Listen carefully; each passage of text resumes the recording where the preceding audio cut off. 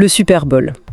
Un mastodonte sportif, bien sûr, mais c'est surtout devenu bien plus que ça. Ah oui, complètement. C'est la plus grande scène du monde, un moment où des centaines de millions de personnes regardent la même chose au même moment. Exactement. Et ça pose une question fascinante. Est-ce que ces grandes scènes culturelles sont devenues des véritables champs de bataille politique? C'est toute la question. Pour essayer de répondre à ça, on va décortiquer un cas d'école absolument parfait. Le spectacle de la mi-temps du Super Bowl LX en 2026. Voilà, avec en tête d'affiche la superstar portoricaine Bad Bunny, 15 minutes de show qui ont littéralement coupé l'Amérique en deux. C'est le moins qu'on puisse dire. Pour cette exploration, on a un dossier bien fourni, des articles de grands noms comme Le Monde, Numérama, l'agence AP News. Mais aussi des médias plus grand public, le HuffPost, TF1 Info ou même Voici.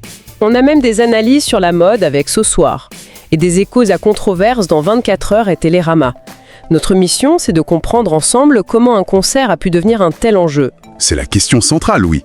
Comment ces 15 minutes ont-elles pu cristalliser autant de tensions?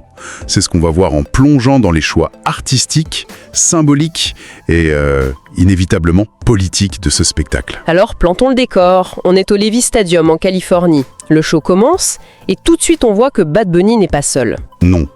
Les sources mentionnent une liste d'invités assez impressionnante. C'est le moins qu'on puisse dire. Il y avait du très lourd. D'un côté, des icônes pop mondiales. Lady Gaga et Ricky Martin. Oui. Et de l'autre, et ça c'est un choix beaucoup moins attendu, le groupe de musique traditionnelle portoricaine Los Pleneros de la Crest. Ah, d'accord. Ce n'est pas juste un casting, c'est une déclaration. On met sur la même scène, au même niveau, la pop américaine la plus mainstream, Lady Gaga. Une légende latine internationale, Ricky Martin, et des musiciens qui représentent les racines, la culture la plus authentique de Porto Rico. Je vois. Le choix des invités n'est donc pas anodin du tout. Ricky Martin, c'est une autre icône portoricaine qui a ouvert la voie. Tout à fait.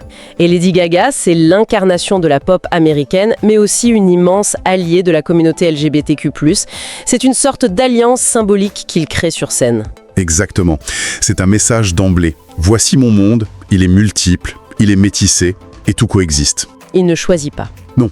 Il ne s'agit pas de choisir entre ses racines et le succès mondial, mais de tout rassembler. Mais ce casting, aussi puissant soit-il, n'est que la première couche. Ah. Le vrai choc, le geste qui a tout défini, c'est autre chose. J'imagine qu'on parle de la langue. C'est ce qui revient dans absolument tous les articles, du plus sérieux au plus léger. Évidemment. Le spectacle s'est déroulé quasi intégralement en espagnol. Pour un public non averti, ça peut paraître un détail. Mais dans le contexte du Super Bowl, c'est une bombe, non ? C'est une bombe atomique culturelle. Il faut bien mesurer le contexte. Le Super Bowl, c'est le cœur du réacteur de la culture populaire américaine. C'est l'événement qui célèbre l'Amérique. Voilà. Et là, pendant le moment le plus regardé de l'année, la bande-son de cette Amérique n'est pas en anglais, mais en espagnol. C'est fou. Comme le soulignait Résumé vidéo du Monde, les seuls mots en anglais prononcés en 15 minutes sont, à la toute fin, « God bless America ». C'est un geste d'une audace incroyable. Folle. Il ne demande pas la permission de prendre la place, il la prend. L'agence Associated Press n'hésite pas à qualifier la performance d'historique. Et le mot est juste.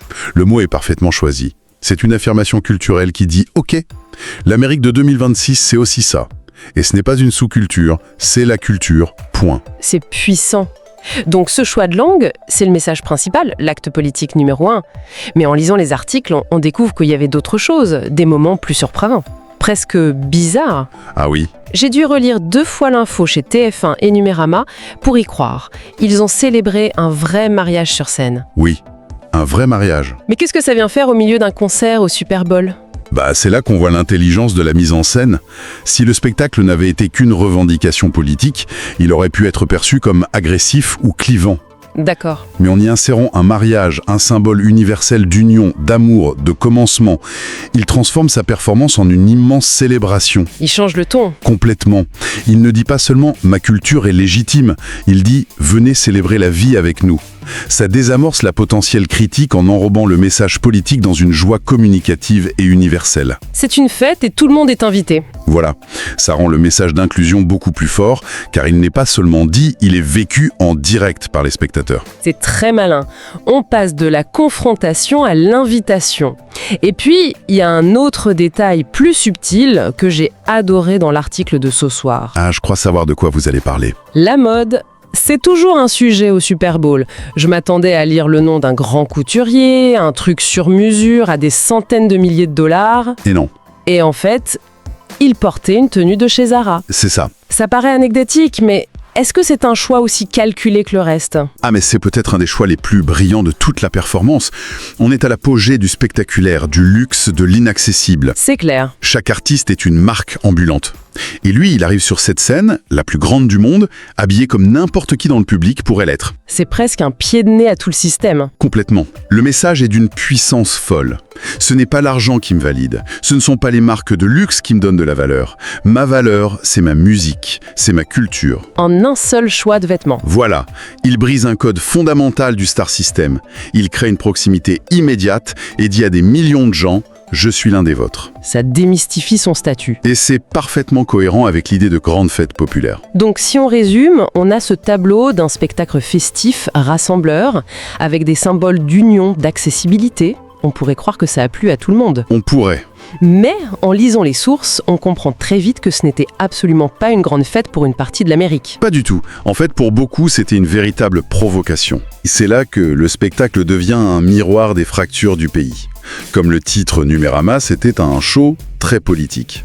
Mais pas avec des slogans. Non, justement. Pas parce qu'il y avait des slogans, mais parce que chaque élément qu'on vient de décrire, la langue, les invités, la célébration de la culture latine, a été perçu comme une prise de position. C'était une affirmation. Une affirmation d'une Amérique diverse, multilingue, face à une autre vision, peut-être plus monolithique et traditionnelle. Et cette affirmation, elle n'est pas passée inaperçue. C'est le moins qu'on puisse dire. Les réactions ont été d'une violence inouïe. Ah oui, Les articles de Voici et du journal suisse 24 heures rapportent que l'ancien président Donald Trump a été, et je cite, ulcéré. ulcéré, oui. Il est allé jusqu'à dire qu'il n'y avait jamais eu pire spectacle de mi-temps de toute l'histoire. C'est énorme. Ce n'est pas juste qu'il n'a pas aimé la musique, on est d'accord ? Absolument pas. La musique est secondaire ici. Cette réaction, c'est le symptôme parfait de la polarisation que le show a engendré. C'est-à-dire ? Quand il dit « pire spectacle », il ne fait pas une critique musicale. Il attaque ce que le spectacle représente. D'accord ? La performance de Bad Bunny a consciemment défié une certaine idée de l'identité américaine. La virulence de cette réaction montre que le message a été reçu 5 sur 5. Ça a touché un nerf sensible. Voilà. Le spectacle a fonctionné comme un révélateur des tensions culturelles qui traversent la société américaine. Et ça ne s'est pas arrêté à des messages sur les réseaux sociaux, c'est allé beaucoup plus loin. Beaucoup plus loin. Et c'est un point que soulève le HuffPost que je trouve absolument sidérant. Une organisation conservatrice, Turning Point USA, a organisé un spectacle alternatif. En même temps, Oui, un All-American Halftime Show, pour concurrencer directement Bad Bunny. C'est du jamais vu, non? c'est la matérialisation de la guerre culturelle en direct. C'est fascinant, on assiste à la mise en scène en temps réel de deux Amériques qui s'affrontent. C'est fou. D'un côté, le show de Bad Bunny, que le HuffPost décrit comme coloré, festif, multiculturel. De l'autre, cette réponse immédiate, Décrite comme catastrophique sur le plan technique. oui, mais dont l'intention politique était limpide, proposer une vision alternative jugée plus authentiquement américaine. Et j'imagine, entièrement en anglais. Sans surprise, oui. Entièrement en anglais. On a donc deux scènes, deux langues, deux visions du monde qui s'opposent frontalement pendant la mi-temps du plus grand événement unificateur du pays. C'est d'une ironie totale. Complètement. Ce qui est encore plus intéressant, c'est une nuance apportée par Télérama. Ils expliquent qu'un autre groupe, Green Day, qui jouait aussi pendant les festivités du Super Bowl, Oui. a été critiqué pour la raison exactement inverse. Pour son silence. Exactement. On leur a reproché d'avoir été trop lisses, d'avoir mis de côté leur engagement politique habituel. On a l'impression qu'en 2026, quoi que fasse un artiste sur cette scène, il est forcément jugé sur son positionnement politique. C'est une observation capitale. Ça montre que l'espace du Super Bowl n'est plus perçu comme une zone neutre de divertissement, il y a une attente. Il y a une attente, voire une exigence de prise de position de la part du public et des commentateurs. L'apolitisme, ou ce qui est perçu comme tel, est devenu en soi un acte politique. Le cas de Green Day le prouve. Voilà, on leur reproche leur silence. Dans ce contexte de tension extrême, un artiste comme Bad Bunny, qui lui assume pleinement et avec brio une dimension culturelle et politique forte, voit forcément son message avoir un écho absolument démultiplié. Le terrain était prêt pour l'explosion. Exactement. Alors, si on essaie de rassembler tous ces fiels, on a un spectacle qui est à la fois une célébration hyper joyeuse avec un mariage et des couleurs, Oui. et en même temps un acte politique qui a fracturé le pays. Comment est-ce que ces deux facettes peuvent coexister ? Je pense que c'est la preuve que la scène du Super Bowl a définitivement changé de statut. Ce n'est plus que du divertissement. Non, ce n'est plus la plus grande vitrine musicale du monde, c'est devenu une plateforme géopolitique et culturelle. Un artiste peut, en 15 minutes, atteindre des centaines de millions de personnes et définir les termes de débat public pour des semaines. C'est une tribune immense. Immense. Et Bad Bunny et son équipe ont eu l'intelligence stratégique de ne pas utiliser cette plateforme pour simplement faire leur promotion, mais pour projeter une vision de l'Amérique. Une Amérique inclusive, fière de ses racines latines et qui n'a plus besoin de parler anglais pour se sentir américain. C'est ça le vrai message. C'est ça. En résumé, donc, on a une performance historique qui a imposé l'espagnol au cœur de la culture américaine. Oui, On a des symboles forts et inattendus, comme un mariage en direct pour l'Union et une tenue Zara pour casser les codes du luxe. tout à fait. Et par-dessus tout, une controverse politique d'une intensité folle qui a provoqué la fureur de figures politiques majeures et a même conduit à la création d'un contre-spectacle. Exactement, ce n'était pas juste un concert. La performance de Bad Bunny au Super Bowl 2026 a dépassé de très loin le cadre musical. C'est devenu un phénomène social. Un phénomène social, un moment charnière dans le débat permanent sur ce que signifie être américain aujourd'hui. Un véritable événement culturel total. Et ça nous laisse avec une dernière pensée, une question à méditer. En voyant une performance artistique capable de générer des réactions politiques aussi viscérales jusqu'à créer un événement concurrent en opposition directe, on peut se demander si les grandes scènes culturelles populaires comme le Super Bowl ne sont pas en train de devenir les nouvelles arènes, les principaux champs de bataille où se jouent et se mettent en scène les guerres culturelles de notre époque. Et peut-être même plus que les débats politiques traditionnels.